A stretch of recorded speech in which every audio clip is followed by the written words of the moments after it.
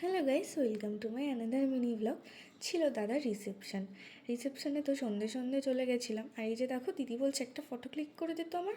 আর এই যে আমি ফটোটা ক্লিক করি, আর তোমরা এই প্যান্ডেলটা দেখে নাও। একটা মাঠের মধ্যে আনাকালি প্যান্ডেলটা কি সুন্দরই না লাগছিল।